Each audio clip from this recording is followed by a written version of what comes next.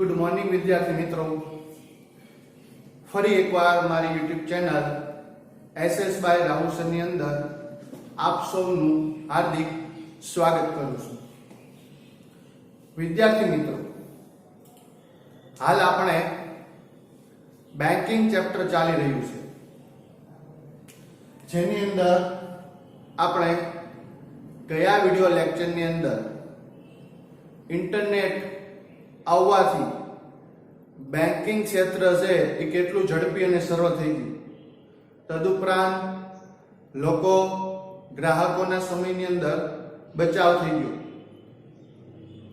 સમય વેડફાઈ જતો, લાંબી પ્રક્રિયામાંથી પસાર થવું પડતું હતું અને કામમાં વિલંબ થતો. આ ઇન્ટરનેટ આવવાથી બેન્કિંગ ક્ષેત્રમાં અદ્ભુત ફેરફારો આપણને જોવા મળ્યા છે. તો વિદ્યાર્થી મિત્રો, હવે આપણે ઇન્ટરનેટ આવવાથી કોર બેન્કિંગ હોય, મોબાઈલ બેન્કિંગ હોય કે અનધર ઈ બેન્કિંગ હોય, એની અંદર કેવા ફેરફારો આવ્યા, બેન્કિંગ ક્ષેત્ર કેટલું આગળ આવ્યું, એ ટોપિક આપણે અભ્યાસ કરીશું.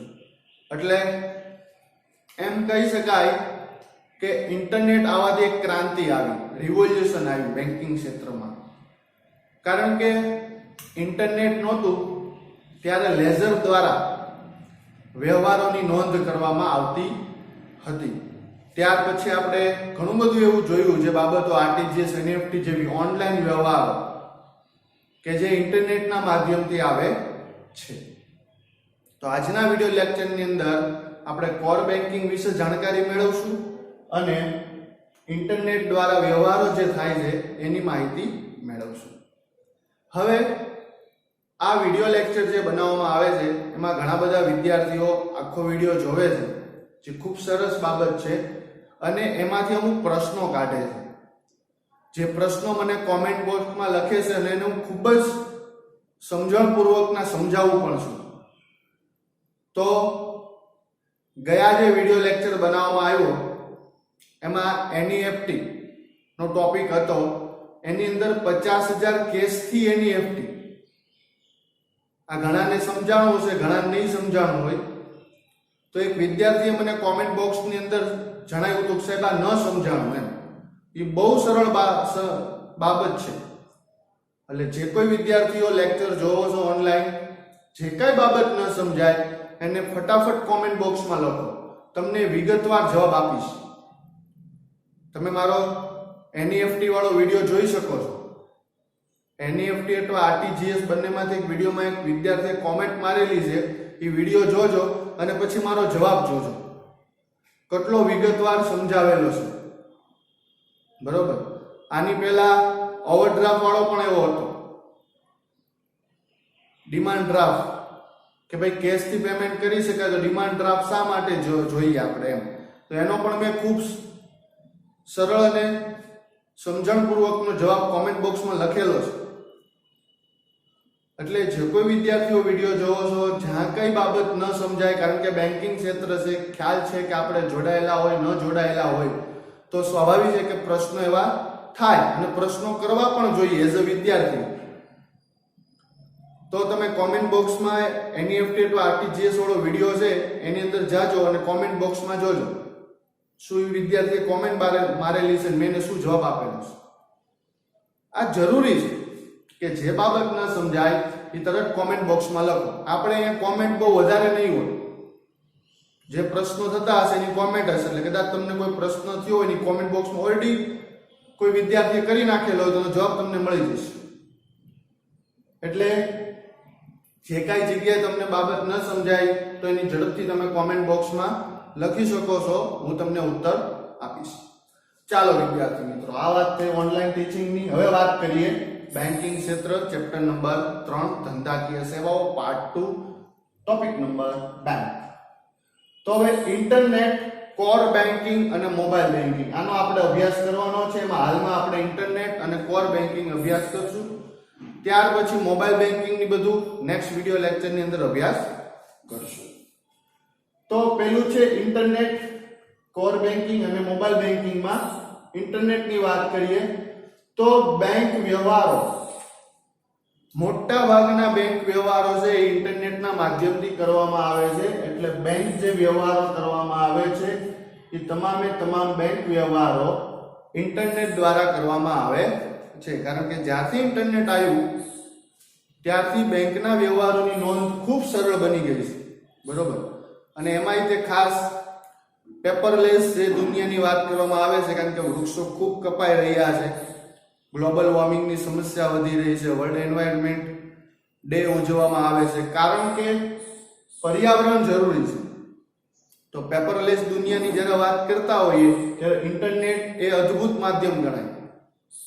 કારણ કે બેંક વ્યવહારોની જે નોંધ કાગળમાં કરવામાં આવતી હતી, લેઝરમાં કરવામાં આવતી હતી, હવે ઇન્ટરનેટ દ્વારા નેટવર્કથી કોમ્પ્યુટરના જોડાણ કરી નાખવામાં આવ્યા અને હવે એમાં કરવામાં આવે છે. તો બેંક વ્યવહારોની નોંધ તેમાં કરવામાં આવે છે. તદુપરાંત હવે આપણે કોઈ પણ જગ્યાએ તમને ઈ કોર્નર કે ઈ ગેલેરી જોવા મળશે. મતલબ કેવું હોય તો કે બેન્કિંગ ટાઈમ હોય, બેન્કિંગ ટાઈમ પછી તમે જાઓ તો તમે બેંકના વ્યવહારો ન કરી શકો.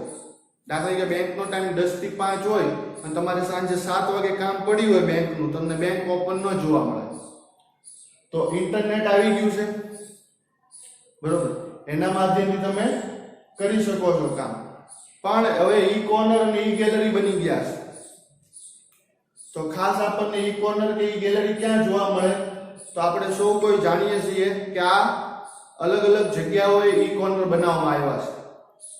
ખાસ કરીને આપણે કાળનાળા બાજુ જઈએ તો ત્યાં માફક બેન બગીવાળું છે, બરોબર, અને ત્યાં તે એક ઈ કોર્નર છે.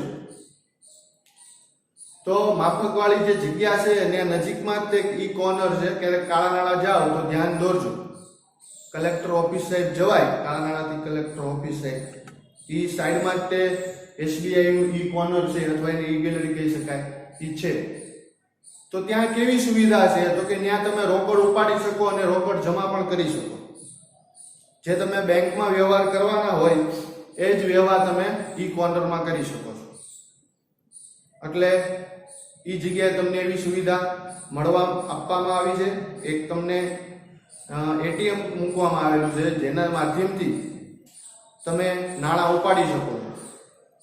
ત્યાં બીજું સીડીએમ મશીન પણ છે, કેશ ડિપોઝિટ મશીન, કે જ્યાં તમે નાણાં જમા પણ કરાવી શકો છો. અને એની બાજુમાં એક પાસબુક પ્રિન્ટિંગ મશીન છે જે તમે પાસબુકને પ્રિન્ટ પણ કરી શકો છો. મતલબ તમે બેંકમાં જઈને જે સામાન્ય વ્યવહારો કરતા હો એવા વ્યવહારો ઇન્ટરનેટના માધ્યમથી ઈ કોર્નર, ઈ ગેલેરી જેવી વ્યવસ્થા ઊભી કરવામાં આવી છે. એટલે આવા ઘણી બધી જગ્યાએ બનાવવામાં આવ્યા છે. પણ આપણે સ્વાભાવિક છે કે ભાઈ બજારમાં વારંવાર જતા હોઈએ, ભાવનગરના કોઈ પણ લોકો હોય એ બજારમાં સ્વાભાવિક છે જતા હોય તો ત્યાં તમે જોઈ શકો છો, બરોબર. ક્યારેક મુલાકાત પણ લેવી, ચાય કરીને પૈસા થોડાક ઉપાડવા મૂકવા જવા, તો તમને ખ્યાલ આવે કે આ વસ્તુ ઓલરેડી આપણને મૂકી દેવામાં આવી છે, અત્યારે અભ્યાસમાં આવી છે. તો ત્યાં ઈ કોર્નર બનાવવામાં આવ્યું છે. તો આ ઇન્ટરનેટ દ્વારા શક્ય બન્યું છે. આગળ વાત કરીએ કે ભાઈ ઇન્ટરનેટ દ્વારા કેવા વ્યવહારો કરવામાં આવે તો કે બે પ્રકારે થાય. એક થાય નાણાકીય અને એક થાય બિન નાણાકીય. તો આપણે વાત કરીએ નાણાકીયની, તો નાણાકીય વ્યવહારોમાં શું હોય તો કે બેંક ખાતેદાર પોતાના ખાતામાંથી અન્ય બેંકના ખાતેદારના ખાતામાં રકમ જમા કરી શકે. એવા વ્યવહારોને શું કહેવાય? નાણાકીય વ્યવહાર. મતલબ જેમાં નાણાંનું મૂલ્ય હોય, નાણાકીય વ્યવહાર હોય, બરોબર, એને નાણાકીય વ્યવહાર કહી શકાય. ફોર એક્ઝામ્પલ, ટેલિફોનનું બિલ ભરવું. જે એક્ઝામ્પલ આપણને આપેલા છે, વધારે ડિટેલમાં નથી જવું. અને કરવેરા ભરવો. દાખલા તરીકે મારે બિલ આવ્યું ટેલિફોનનું, બરોબર છે, અને મારે ટેલિફોનનું બિલ ભરવું છે. તો સરળ છે કે ભાઈ હું ઓનલાઈન ઇન્ટરનેટના માધ્યમથી બિલ ભરીશ. તો શું થશે તો કે મારા ખાતામાંથી કોઈ બેંકના ખાતેદારમાં રકમ શું થઈ જશે? જમા થઈ જશે. કરવેરા ભરવા, દાખલા કે હાઉસ ટેક્સ આવ્યો તો કરવેરામાં શું થશે તો કે મારા ખાતામાંથી એના ખાતામાં જે સરકાર છે એનું એકાઉન્ટ છે એના ખાતામાં રકમ શું થઈ જશે? જમા થઈ જશે. તો આવા હું જે વ્યવહારો કરું છું એને નાણાકીય વ્યવહારો કરાય. મતલબ રકમ છે એ જમા ઉધાર થાય. તમારા વ્યવહારથી રકમ શું થાય? જમા ઉધાર થતી હોય એને શું કહેવાય? નાણાકીય વ્યવહારો કહેવામાં આવે છે. બરોબર. હવે આપણે વાત કરીએ બિન નાણાકીય વ્યવહાર. તો કે બિન નાણાકીય વ્યવહારો કોને કહેવાય? તો કે જેમાં નાણાકીય વ્યવહાર ન થતો હોય. બિન નાણાકીય વ્યવહાર એટલે જેમાં નાણાકીય વ્યવહાર ન થતો હોય એને શું કહેવાય? બિન નાણાકીય વ્યવહાર. તો કેવી રીતના? તો કે પોતાના ખાતાનું સ્ટેટમેન્ટ મેળવવું. સ્ટેટમેન્ટ એટલે વ્યવહારની નોંધ.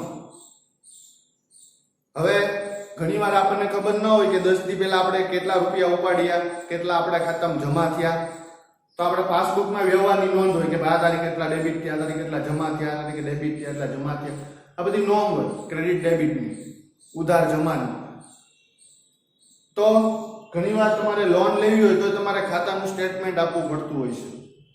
તો તમે બેંકને રિક્વેસ્ટ કરો અને તમે સ્ટેટમેન્ટ મેળવો, બરોબર છે, તો એ તમારે બિન નાણાકીય વ્યવહાર કહેવાય. એમાં કોઈ પણ પ્રકારનો પૈસા લેવામાં આવતા નથી. પછી છે ચેકબુક રિક્વેસ્ટ. તમે એક ચેકબુક બેંક ખાતું ખોલાવો ત્યારે તમને આપવામાં આવે, બરોબર છે, એ તમારે ફ્રીમાં આવે. ખાતું ખોલાવીએ ત્યારે ચેકબુક છે એ મળે. હવે એ ચેકબુક ખાલી થઈ ગઈ, નવી ચેકબુક નાખવી છે. તો ચેકબુક માટે શું કરવી પડે? રિક્વેસ્ટ કરવી પડે. તો તમને જે નવી ચેકબુક મળે એ બિન નાણાકીય વ્યવહાર કહેવાય. સ્ટેટમેન્ટ મળવું, ચેકબુક મળવું, પિન ચેન્જ, બરોબર. આપણા એટીએમ કાર્ડની અંદર હવે પિન ચેન્જ કરીએ છીએ, કોઈ પ્રકારનો વ્યવહાર થતો નથી. Stop payment request. તમે જો વિદ્યાર્થી મિત્રો, જ્યારે તમે કોઈ જગ્યાએ પેમેન્ટ કરો ને એટલે સીધો તમારા ફોનમાં મેસેજ આવ્યો કે તમારા ખાતામાંથી એટલા જમા થયા. પણ ઇફ યુ તમને લખાઈને આવે કે ઇફ યુ તમારા પેમેન્ટ સ્ટોપ કરવું છે, તો જ્યારે તમે સ્ટોપ પેમેન્ટ રિક્વેસ્ટ કરો ત્યારે પણ કોઈ જાતનો ચાર્જિસ કે કોઈ નાણાકીય વ્યવહાર કરવામાં આવતો નથી હોતો, બરોબર. તો આ બે વ્યવહારો છે, એક નાણાવાળો છે અને એક નાણાં વગરનો છે. નાણાકીય એટલે ટેલિફોનનું બિલ કરવેરા, બિન નાણાકીય એટલે ખાતાનું statement, check request, pin change, stop payment, XYZ. આ બધી બેંકની સુવિધાઓ છે પણ બિન નાણાકીય છે, બરોબર છે. તો આપણે આ બાબતનો અભ્યાસ કર્યો. હવે વાત કરીએ કે ઇન્ટરનેટના ઉપયોગથી નવું શું આવ્યું છે. તો કે ઇન્ટરનેટના ઉપયોગથી કોર બેન્કિંગ આવ્યું, મોબાઈલ બેન્કિંગ આવ્યું, ઈ બેન્કિંગ જેવી સુવિધાઓ ઇન્ટરનેટના માધ્યમથી આવી છે. એટલે ઇન્ટરનેટ એ આશીર્વાદરૂપ બેન્કિંગ ક્ષેત્રમાં થયું છે. હવે વાત કરીએ મહત્વપૂર્ણ મુદ્દો કોર બેન્કિંગ. ખૂબ જ અગત્યનો મુદ્દો છે કોર બેન્કિંગ. તો કોર બેન્કિંગની વાત કરીએ તો કોર બેન્કિંગ એટલે કે કોરનો શું થાય? તો કે કોર એટલે centralise, online, real time exchange. Centralise કેન્દ્રીયકૃત, ઓનલાઈન તો ઓનલાઈન નો તો ઓનલાઈન જ થાય, રિયલ ટાઈમ તે જ સમયે, એક્સચેન્જ એટલા બધું અદલ બદલ. શું થાય છે આમાં?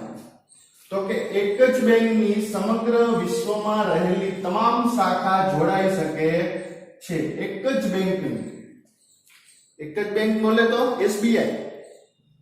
તો એસબીઆઈ ની તો ભાવનગરમાં હોય, અમદાવાદમાં હોય, સુરતમાં હોય, બરોડામાં હોય, જામનગરમાં હોય, ખેડામાં હોય, પંચમહાલમાં હોય, અલગ અલગ જગ્યાએ કેટલી બધી બ્રાન્ચ હોય. એસબીઆઈ એકની કેટલી બધી હોય. એમ ગુજરાતમાં, એમ પછી વાત કરો યુપી, બિહાર, મહારાષ્ટ્ર, પંજાબ, હરિયાણા, જમ્મુ કાશ્મીર, લદ્દાખ, આંધ્રપ્રદેશ, તમિલનાડુ, કેરળ, કેટલી બધી હોય દેશમાં, એમ દુનિયામાં તો એમાં બી હોય.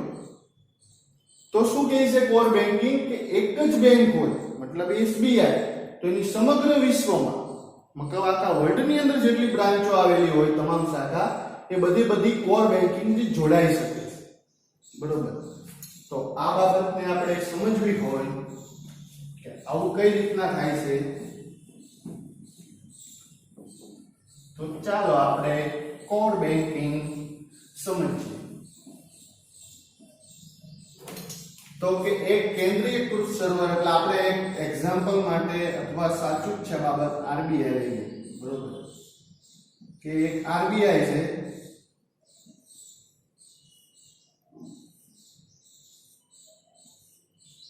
પછી અહીંયા એસબીઆઈ છે, અહીંયા પંજાબ નેશનલ બેંક છે, અહીંયા એચડીએફસી છે, અહીંયા આઈસીઆઈસીઆઈ છે, અહીંયા કોટક છે, બરોબર. Punjab national bank, Kotak Mahindra bank, પછી અહીંયા લઈ લઈએ બેંક ઓફ ઇન્ડિયા. તો જો શું થયું છે, એક જ બેંક, તો એક બેંક લઈ લો તમે, કોઈ પણ એક બેંક, એની સમગ્ર વિશ્વમાં રહેલી, મતલબ આપણે એસબીઆઈ ની આપણે કેટલી બધી આપણને બ્રાન્ચ જોવા મળે, બરોબર. આવી રીતના પંજાબ નેશનલ બેંક ની તમને અલગ અલગ કેટલી બધી શાખા જોવા મળે, બરોબર. આની કેટલી બધી શાખા હોય, આની કેટલી બધી શાખા હોય, એમ સેમ આ બધાની પણ તમને કેટલી બધી શાખા જોવા મળે.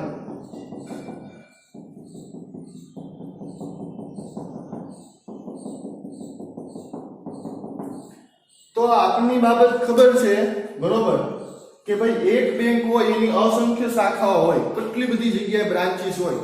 દાખલા ભાવનગરમાં તમે એક નાનો 5 કિલોમીટરનો આંટો મારો, તમને એસબીઆઈ ની કેટલી બધી અલગ અલગ શાખા જોવા મળશે, અલગ અલગ જગ્યાએ તમને એસબીઆઈ ની શાખા જોવા મળશે. તો આ કોર બેન્કિંગ શું છે, તો કે એક જ બેંકની સમગ્ર વિશ્વમાં વાત છે, સમગ્ર વિશ્વમાં જે શાખાઓ છે એ જોડાઈ શકે છે. મતલબ વાત કરો આપણે એક બેંક લઈએ કે એસબીઆઈ ની કેટલી બધી શાખા હોય અલગ અલગ, અને દરેક શાખામાં કેટલા બધા ગ્રાહકો હોય. તો આપણે ગયા વિડિયો લેક્ચરની આપણે વાત કરી હતી, એમાં આપણે ઈ બેન્કિંગના તબક્કા ભણ્યા હતા, તેમાં આપણે નેટવર્ક ભણ્યા હતા, એમાં આપણે સર્વર ભણ્યા હતા કે ભાઈ એક બેંક હોય એની અંદર ઘણા બધા કોમ્પ્યુટર હોય, તો બધા કોમ્પ્યુટરનું જોડાણ થાય ને નેટવર્ક કહેવાય. અને એક મેઇન કોમ્પ્યુટર હોય, બધા જ કોમ્પ્યુટરો પૈકી મુખ્ય કોમ્પ્યુટર હોય એને સર્વર કહેવાય, બરોબર. તો એસબીઆઈ નું સર્વર હોય, પંજાબ નેશનલ બેંક નું સર્વર હોય, એચડીએફસી નું, આઈસીઆઈ, કોટક કે બેંક ઓફ ઇન્ડિયા, આ બધાના મેઇન સર્વર હોય. મેઇન સર્વર હોય એ આ સેન્ટ્રલ સર્વર કહેવાય. આને શું કહેવાય? Central server. આ સેન્ટ્રલ સર્વર, એમ આ બધાને સર્વર હોય, મુખ્ય સર્વર, મેઇન સર્વર. એમ બધી બેંકના મેઇન સર્વર હોય, એની બધી શાખા હોય, સર્વર આરે જોડાયેલી હોય. આ બધાયના જે સર્વર હોય, બરોબર, આ બધાયના મેઇન સર્વર હોય, એ બધા સર્વર જોડાઈ અને મેઇન સર્વર બની ગયું, સેન્ટ્રલાઇઝ મેઇન સર્વર બનાવ્યું. હવે શું થશે, તો કે ફોર એક્ઝામ્પલ સમજીએ કે એસબીઆઈ ની આ શાખામાં વ્યવહાર થયો, બરોબર, એટલે આ બધા સર્વર જોડાયેલા છે, એટલે મુખ્ય સર્વરમાં પહોંચી જશે. હવે આ સર્વરની માહિતી સીધી અહીંયા પહોંચશે, રિયલ ટાઈમમાં પહોંચી જશે. પહેલા આપણે ઇન્ટરનેટના તબક્કા સમજ્યા હતા, એમાં આપણે એવી બાબત સમજ્યા હતા કે ભાઈ તમે એક આપણે સમજીએ કે ભાઈ એસબીઆઈ છે, બરોબર, એના બધા સર્વર છે,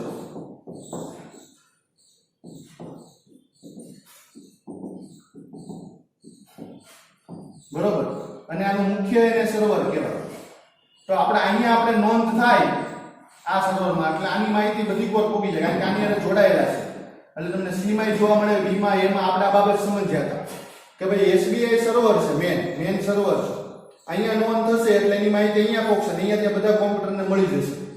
તો અહીંયા બધી મળી ગઈ, એ સીધી માહિતી ક્યાં મળશે? આરબીઆઈ ને મળી ગઈ એટલે માહિતી આને મળશે, આને મળશે, આને મળશે, આ મળશે, એમ બધી જ બેંકને મળી જશે. એસબીઆઈ ની કોઈ એક શાખામાં થયેલી નોંધની માહિતી એસબીઆઈ સર્વર મળે. હવે એસબીઆઈ સર્વર કોની સાથે જોડાયેલું છે? Main server RBI. તો આરબીઆઈ સાથે બીજા ઘણી બધી બેંકના સર્વર જોડાયેલા છે. તો આ બેન્કિંગ ક્ષેત્રની ક્રાંતિ કહેવાય, રિવોલ્યુશન કહેવાય. એક સમય હતો જ્યારે એક જ બેંક હોય, બરોબર, અને તમે એની શાખામાં જાઓ તો ત્યાં તમારે વ્યવહાર થઈ જાય. હવે એસબીઆઈ ની તમે બીજી શાખામાં જઈને તમે એમ કહો મારા ખાતામાં જમા કરી દો, એટલે એમ કે તમારી મેઇન શાખાએ જાઓ, આ શાખામાંથી તમારા વ્યવહાર થાય નહીં. એટલે તમારી જે શાખા હોય ત્યાંથી જ વ્યવહાર થતા. સમય ગયા વધતા કોર બેન્કિંગ આવ્યું અને આજે તમારી એસબીઆઈની કોઈ પણ શાખામાં તમારું ખાતું હોય અને અન્ય કોઈ પણ શાખાની અંદર તમે વ્યવહાર કરી શકો. રોકડ તમે જમા કરી શકો, ઉપાડી શકો, અન્ય કોઈ પણ વ્યવહાર છે તમે બધા કરી શકો. આજે તમે આઈસીઆઈસીઆઈના એટીએમમાં જાઓ અને એસબીઆઈનું કાર્ડ નાખો છતાં તમારા પૈસા ઉપડે છે. કારણ શું? Core banking. બધી જ બેંકો જોડાઈ ગઈ અને કોર બેન્કિંગ છે એના કારણે બાબત શક્ય બની. હવે આની અંદર શું થશે તો કે તમામ ખાતાઓની માહિતી છે એ ઉપલબ્ધ હોય છે અહીંયા. કારણ કે સમજો કે આ એ નામનું સર્વર છે, બરોબર, અહીંયા કોઈ વ્યક્તિએ નોંધ કરી એટલે આથી સીધી અહીંયા એસબીઆઈમાં માહિતી જશે, પછી આ બધા સર્વરને મળી જશે. હવે આ બધી માહિતી સીધી અહીંયા કોને મળશે? આરબીઆઈ. એટલે જેટલી બધી બેંકો છે એના તમામના ખાતેદારો છે, ખાતેદારો, આ બધાયના ખાતેદારોનો અહીં આવી જાય આરબીઆઈમાં, બરોબર. એટલે જે કાંઈ ખાતાઓની માહિતી હોય એ કેવી રીતના થશે?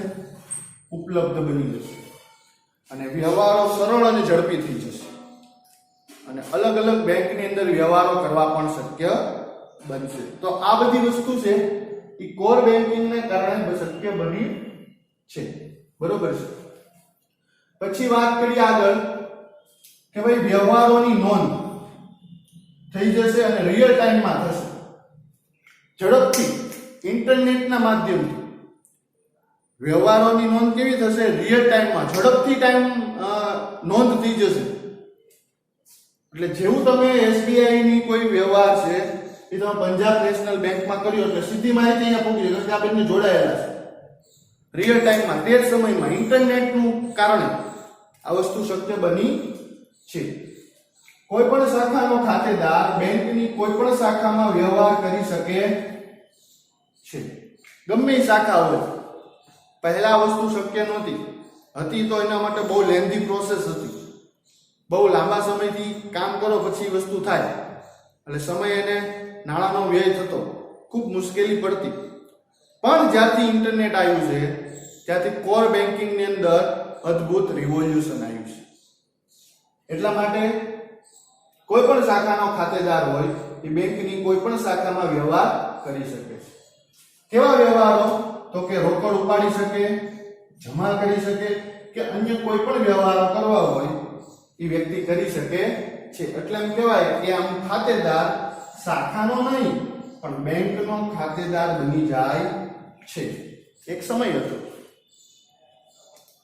કે જ્યારે તમારે વ્યવહાર કરવા હોય ને તમારી શાખામાં જ થાય. લિમિટેશન હતી, એક મર્યાદા હતી કે તમારે ઉપાડવા છે, રોકડ ઉપાડવા છે, જમા કરવા છે કે અન્ય કોઈ પણ તમારે વ્યવહાર કરવા છે. તમે જે શાખામાં ખાતું ખોલાવ્યું છે, કોઈ બેંકનું જે કઈ શાખાની અંદર તમે ખાતું ખોલાવ્યું ત્યાં તમારા વ્યવહારો થાય. કારણ કે ઇન્ટરનેટની દુનિયા નહોતી, આવી અદ્ભુત રિવોલ્યુશન નહોતું, પરિવર્તન નહોતું. પણ સમય જતા જતા ધીમે ધીમે આરબીઆઈના પ્રયત્નોથી કોર બેન્કિંગ આવ્યું અને એના કારણે તમામ બેંકની શાખાઓ જોડાઈ ગઈ અને આજે તમે કોઈ પણ બેંકની શાખા એની અન્ય કોઈ પણ શાખાની અંદર વ્યવહારો કરી શકો છો અને એ પણ રિયલ ટાઈમમાં. એટલે એને centralise online real time exchange નામ આપવામાં આવ્યું છે કે તમે સેન્ટ્રલાઇઝ ઓનલાઈન એક કેન્દ્રીકૃત સર્વરની અંદર તમે તે જ સમયે વ્યવહાર કરી શકો છો. તો આ અદ્ભુત બાબત છે જે આપણે કરી શકીએ છીએ. આગળ વાત કરીએ કે સમય અને ખર્ચમાં ઘટાડો થાય છે. મહત્વપૂર્ણ બાબત કે સમય અને શું થાય? ખર્ચમાં ઘટાડો થઈ જાય. તદુપરાંત નાની નાની જે મુશ્કેલીઓ આવતી હતી વ્યવહાર કરવાની અંદર, એની અંદર પણ સારો એવો બચાવ થઈ શકે છે. મુશ્કેલી પડતી નથી. અગત્યની બાબત એ છે કે એમાં મુશ્કેલી પડતી નથી હોતી. તો સમય અને ખર્ચમાં પણ ઘટાડો કરી શકાય છે. તો આ કોર બેન્કિંગ આઈ હોપ કે તમને બહુ સરળ સમજાઈ ગયું હશે. કોર બેન્કિંગ ટૂંકમાં આ છે કે ભાઈ આરબીઆઈ દ્વારા એક એવું સેન્ટ્રલાઇઝ સર્વર બનાવવામાં આવ્યું, બરોબર, કે જેનાથી અલગ અલગ બેંકો અને બેંકોની શાખાઓ એ તમામે તમામ એક કેન્દ્રીકૃત સર્વરમાં જોડાઈ જાય અને બેંકના કોઈ પણ વ્યવહારોની નોંધ અહીંયાથી બધી જ બેંકોને મળી જાય અને રિયલ ટાઈમમાં મળી જાય એવો પ્રયત્ન કરવામાં આવ્યો અને ખૂબ સફળ થયો. આજે તમે કોઈ પણ બેંકની અંદર વ્યવહારો કરી શકો છો. ખાસ કરીને જ્યારે આપણે એટીએમે જઈએ, કોઈ પણ બેંકનું એટીએમ હોય, બરોબર, તમે ત્યાં જાઓ છો, તમારું કાર્ડ નાખો છો, તમારું કાર્ડ ચાલી જાય છે. બેંક હોય બીજી, દાખલા કે એચડીએફસીના એટીએમે જાઓ, તમે એસબીઆઈના કસ્ટમર હોય, તમારી પાસે એસબીઆઈનું ક્રેડિટ કે ડેબિટ કાર્ડ હોય, છતાં તમે સ્વાઇપ કરો, આરામથી તમને નાણાં મળે છે. તો એચડીએફસી બેંકને તમારી ખાતાની નોંધને વ્યવહારો કેવી રીતના મળી આવે? તો એનું મુખ્ય રીઝન છે કોર બેન્કિંગ. એના કારણે વસ્તુ છે એ શક્ય બની છે.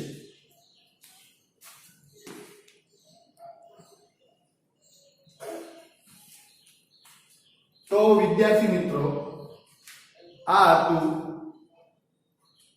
Core banking. બરોબર, આઈ હોપ કે તમને ખૂબ જ સરળ રીતના સમજાયું છે અને સમજાઈ જાય.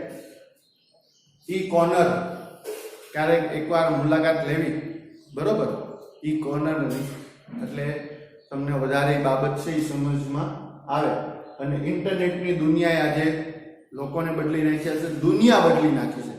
એ કહેવું પણ અતિશયોક્તિ નથી કે આજે ઇન્ટરનેટે દુનિયા બદલી નાખી છે. અને એના કારણે જ આજે બેન્કિંગ ક્ષેત્રમાં જે કાંઈ ફેરફારો નોંધાયા છે એ ઇન્ટરનેટના કારણે નોંધાયા છે. તો નાણાકીય અને બિન નાણાકીય વ્યવહારો એ પણ એક બાબત અગત્યની છે, યાદ રાખવી. નાણાકીય વ્યવહારોની અંદર એક ખાતામાંથી બીજા ખાતામાં રકમ જમા થતી હોય છે. જેમ કે ટેલિફોનનું બિલ ભરો, તો તમે જ્યારે ટેલિફોનનું બિલ ભરતા હો તો તમારા ખાતામાંથી રકમ ઉધાર થાય. જે વ્યક્તિને તમે બિલ ભરો છો એના ખાતામાં રકમ જમા થતી હોય છે. વેરો ભરો તમે, તો એમાં બી એવું થાય કે તમારે વેરો ભરવાનો હોય તો સામેવાળામાં જમા થાય, તમારામાં ઉધાર થઈ જાય. તો ઇન્ટરનેટના કારણે છે. બિન નાણાકીય વ્યવહારની અંદર તો એવી કોઈ વસ્તુ બનતી નથી, પણ આજે બેંક તમને અમુક ફેસિલિટીઝ આપે છે, એનો તમે ઉપયોગ કરો છો, એને બિન નાણાકીય, જેમાં નાણાકીય વ્યવહાર થતો નથી હોતો. જેમ કે સ્ટેટમેન્ટ મેળવો, ખાતાનું તમે સ્ટેટમેન્ટ મેળવો, ફ્રીમાં મળી જાય છે. પછી પિન ચેન્જ કરાવો, તો આ વસ્તુ છે એ ફ્રીમાં થઈ જાય છે. સ્ટોપ પેમેન્ટ રિક્વેસ્ટની વાત કરો તો આ વસ્તુ કેવી છે, સરળ થઈ જાય છે. ચેકબુક રિક્વેસ્ટ કરો, બરોબર, ત્યાં તમે ચેકબુક રિક્વેસ્ટ માંગો તો બી તમને કોઈ નાણાકીય વ્યવહાર થતો નથી. તો આ બધા બિન નાણાકીય, તો આ બે પ્રકારના બેંકની અંદર વ્યવહારો તમને જોવા મળતા હોય છે. પછી વાત હતી કોર બેન્કિંગની. તો કોર બેન્કિંગમાં કોર અર્થ સમજાવો અથવા કોર નો મીનિંગ આપો અથવા કોર નું ફૂલ ફોર્મ જણાવો. CORE, C centralise, O online, R real time, E exchange. તો centralise, online, real time, exchange આ ભૂલાવવું જોઈએ નહીં, બરોબર છે. આ બાબત યાદ રાખવી જોઈએ. કોર ટાઈમમાં આપણે કીધું કે ભાઈ એક જ બેંક હોય, એની સમગ્ર વિશ્વમાં જે તમામ શાખા છે, બરોબર, શાખા એટલે બ્રાન્ચીસ, એ જોડાઈ શકે છે. અને એક બેંકમાં જોડાઈ જાય એની તમામ શાખાઓ, પછી બેંક સેન્ટ્રલ સર્વરમાં જોડાય, આરબીઆઈ.